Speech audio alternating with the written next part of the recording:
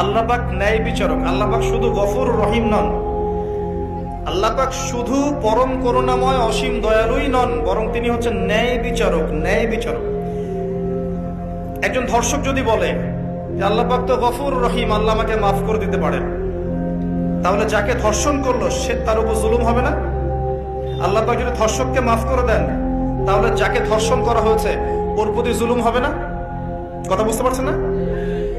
মনে করেন আপনি নাউজুবিল্লাহ কারো সম্পদ আত্মসাৎ করেছেন, এখন আল্লাহ যদি আপনাকে মাফ করে দেন, তাহলে এই যে যার সম্পদ আপনি আত্মসাৎ করেছেন এর উপরে জুলুম করা হচ্ছে না? আল্লাহ পাককে জুলুম করবেন? এক জাররা পরিমাণ করবেন না। কিয়ামতের মাঠে নেকি দিয়ে তার এই ঋণ শোধ করতে হবে, অথবা তার গোনা আপনার কাঁধে নিয়ে জাহান্নামের পথে যেতেও হতে পারে। আল্লাহ পাক হেফাজত করুন। এই জন্য সবসময় সতর্ক থাকবেন আপনার যারা যেন মানুষের হক নষ্ট না হয়।